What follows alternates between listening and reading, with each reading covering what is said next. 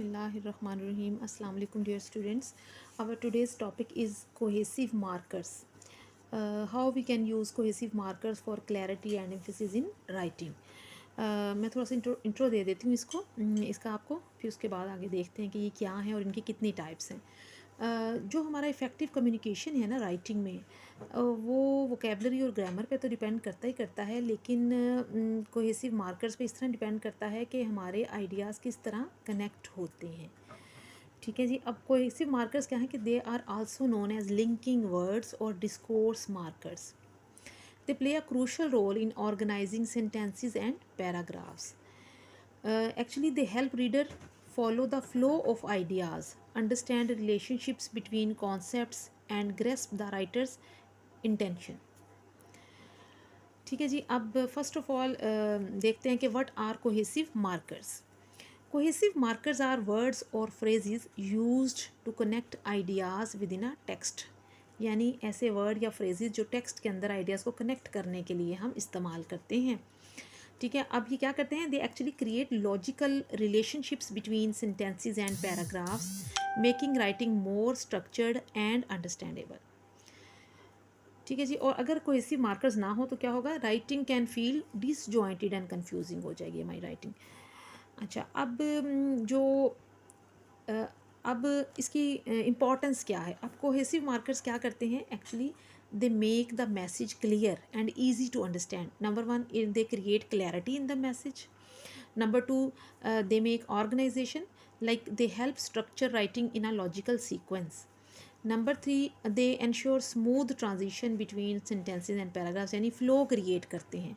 Number one clarity करते हैं, number दो ऑर्गेनाइजेशन का काम करते हैं उसमें, नंबर थ्री फ्लो क्रिएट करते हैं, number four emphasis.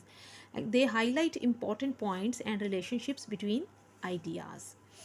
Okay ji, let's see how many types of cohesive markers are there. There are many types. इसमें सबसे जो फर्स्ट है कोहेसिव मार्कर की टाइप, वो है एडिशन. ठीक है जी.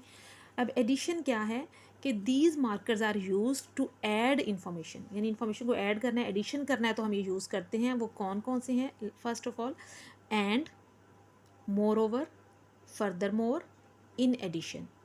ये हमारे कोहेसिव मार्कर्स हैं जो एडिशन के लिए हम यूज़ करते हैं. मैं आपको एक एग्जांपल देती हूँ. For example, the project was completed on time and it met all quality standards. ठीक है जी. ओके, नंबर टू, दूसरी टाइप है कोहेसिव मार्कर्स की, contrast. These markers show differences और अपोजिंग आइडियाज़. कंट्रास्ट क्या करता है, डिफरेंसेस और अपोजिंग आइडियाज़ को शो करने के लिए ये कोहेसिव मार्कर्स यूज़ करते हैं, जिसमें आ जाते हैं but, however, although, on the other hand.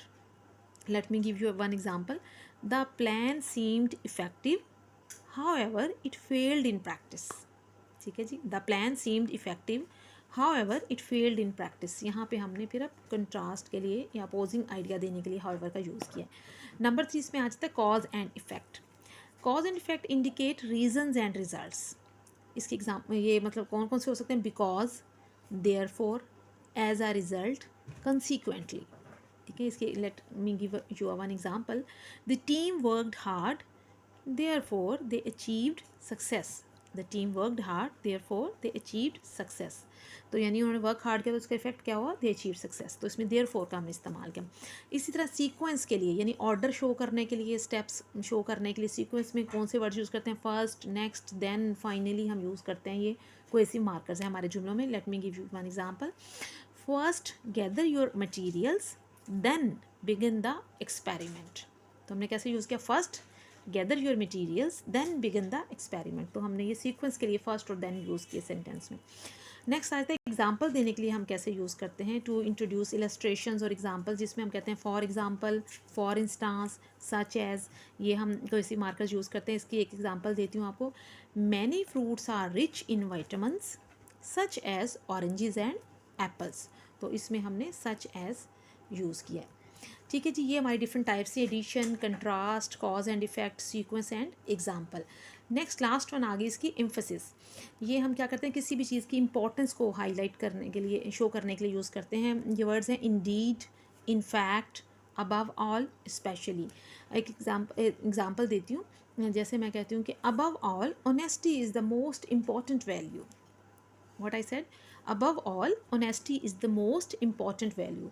तो यहाँ क्या मैंने ऑनेस्टी की इंपॉर्टेंस को हाईलाइट किया है। ठीक है जी।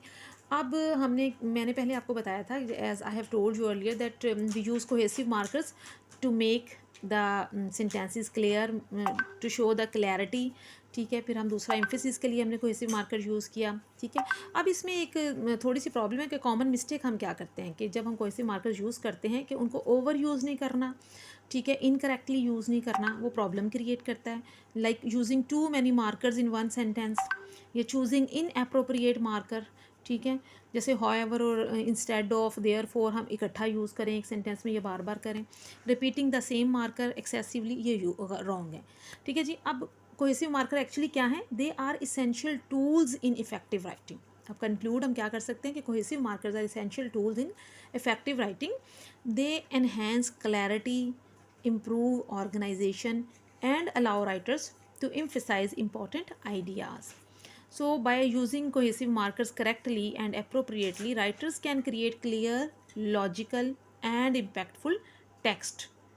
ठीक है जी। अगर मास्टरी हो जाए कोहेसिव मार्कर्स पर, तो क्या है कि वो अ की स्टेप है in developing strong writing skills. तो आपकी राइटिंग स्किल्स जो हैं वो बहुत अच्छी हो सकती हैं अगर आप बहुत ही अच्छे कोहेसिव मार्कर्स यूज़ कर सकते हैं। So this is all today's lecture. Thank you.